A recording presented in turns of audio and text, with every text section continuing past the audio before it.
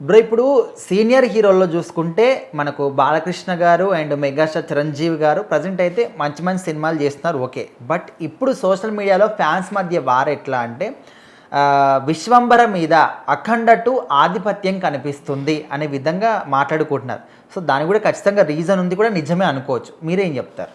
So ఖచ్చితంగా, ఎందుకంటే ఈ రోజులో సీనియర్ హీరోలు అంటే మిగిలిన హీరోలు అంతా పాన్ ఇండియా అనేది మోజులో ఉన్నారు, కానీ మన సీనియర్ హీరోలు ఇంకా ఒక దగ్గర ఉన్నారు. అంటే పాన్ ఇండియా చిరంజీవి గారు ట్రై చేశారు, సైరా పెద్దగా వర్కౌట్ కాలేదు. బట్ మంచి రిజల్ట్ అయితే వచ్చింది, కానీ ఎక్స్పెక్టెడ్ రిజల్ట్ రాలేదు.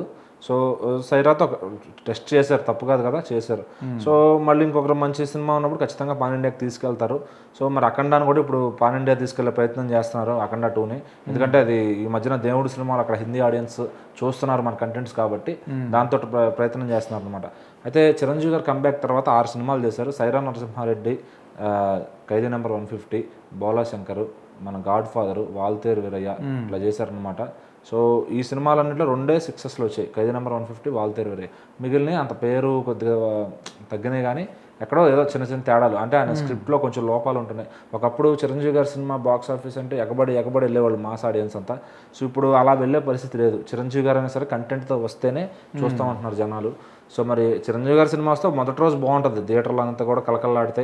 బట్ రెండో రోజు నుంచి సినిమా ఆడాలంటే కంటెంట్ ఉండాల్సిందే. సో అదే మరి ఒకప్పుడు బాలయ్య గారి సినిమాలు ఏం పరిస్థితి అయిందంటే, అరే బాలయ్య సినిమాలు ఇట్లా ఉంటున్నాయి ఏంట్రా అని నవ్వుకునేవాళ్ళు, ఆయన ట్రాల్ చేసేవాళ్ళు. సో ఆయన మార్చుకున్నాడు, ఆయన సరిదిద్దుకున్నాడు. వాళ్ళ అమ్మాయి తేజస్విని గారు వచ్చారు, ఆయన ఎట్లా ఉండాలి, ఆయన ప్రోగ్రామ్ ఎట్లా ఉండాలి ఏంటి, ఆయన డ్రెస్సింగ్ స్టైల్ ఎట్లా ఉండాలి ఏంటి అన్నీ డిసైడ్ చేస్తున్నారు. ఆయన కథలన్నీ దగ్గరుండి ఆవిడ కూడా కేర్ తీసుకుని వినడం.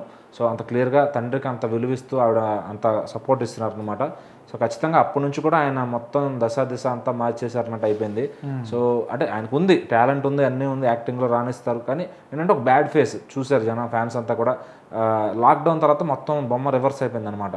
అన్స్టాపుల్ షో కానీ, సినిమాలు వరుస పరంపర హిట్లు కానీ, సో ఎక్కడ చూసినా అటు ఎమ్మెల్యేగా 3 సార్లు విజయం కానీ, బసవతారకం క్యాన్సర్ హాస్పిటల్ సేవలు కానీ, ఎక్కడ చూసినా బాలయ్య గారు అన్ని చోట్ల కనపడుతున్నారు అనమాట. సో అంటే ఆయన ఉంటున్నారు, ఆయన ఉండి శ్రద్ధ తీసుకుని చేస్తున్నారు ఏ పనైనా కూడా.